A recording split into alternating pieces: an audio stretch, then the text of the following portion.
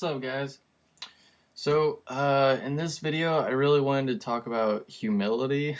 And if you haven't noticed a pattern yet, I try to make these videos as relevant as possible. I don't know. I guess that's just kind of what it's turned into. Didn't really plan on that, but um, yeah, that's a whole nother topic. All right, stay on task. All right, so with this drawing, I started out not really knowing how I felt about it, as as most sketching goes. But actually, as I progressed, I started actually really liking it, and just the compositional elements just seemed to be coming to my mind very organically, and yeah, it was really fun.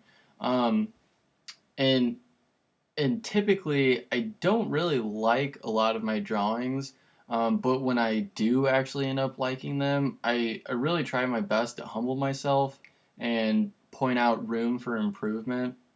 I congratulate myself, I'm proud of myself, but I don't celebrate my achievement. I always try to tell myself that I'm improving, but that I also need to accept the fact that I have a long way to go. And there really is a fine line between reverse pride, humility, and pride. It's healthy to congratulate yourself and recognize a good illustration, but it's also important to recognize and address the failures, um, if you can really call them that. I don't really know what else to call them, but it's a balance. You don't want to be so negative that you never see improvement, because that's probably going to deter you from moving forward. But if you don't want to, but you don't want to ignore or be unwilling to see the room for improvement. There's just way too many arrogant artists out there, as it is. So we don't really need it anymore. um, so plus, I also think about the golden rule. I don't really like arrogant people, so I don't want to allow myself to become one. Um, so I mean, if you guys are struggling with being too hard on yourself, just relax, breathe. Um, Cut yourself a break here and there. Um, and if you're prideful, well, I probably won't be able to change your mind anyway, so I guess I don't really have anything to say. Uh, as far as takeaways, just remember to congratulate your success, but don't celebrate it.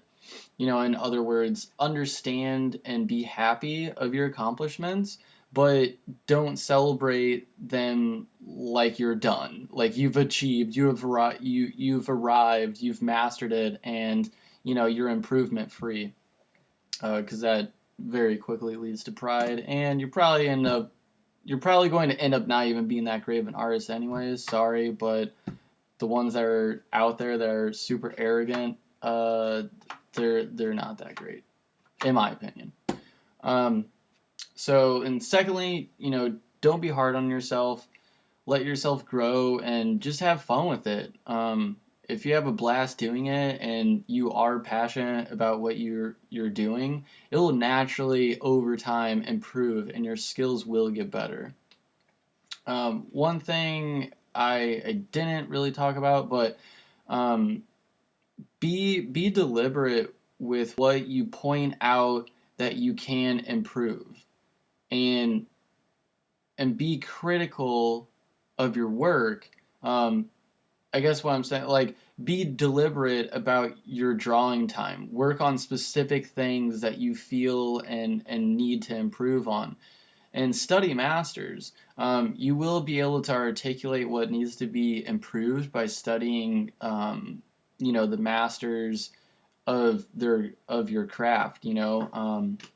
So if you guys are doing black and white illustrations like I am, some of the masters, Mark Riddick, Bernie Wrightson, I would probably put Brandon Holt in that category, whether other people think he is or not. But I think he's definitely up there.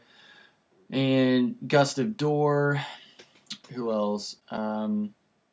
Oh, he doesn't do a whole lot of black and white illustration, but his sketches are, and that is Frank Frazetta. His stuff is really awesome. He's great for studying composition and form and really learning how to express, like show expression in artwork. He's great with that. So yeah, and lastly, just study real life. I also didn't really mention this earlier, but just study real life. It will really help you correct and critique your work a lot more clearly.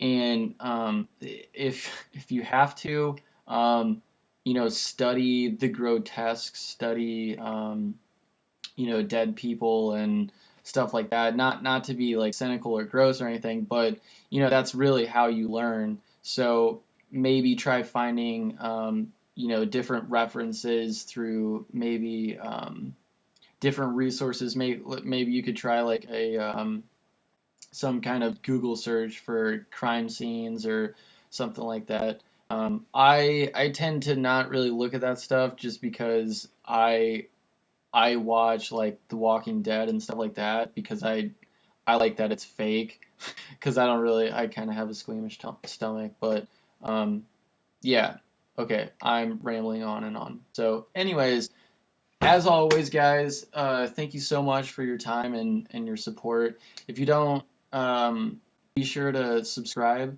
and I thank you, thank you, thank you. You guys are awesome. All right, peace.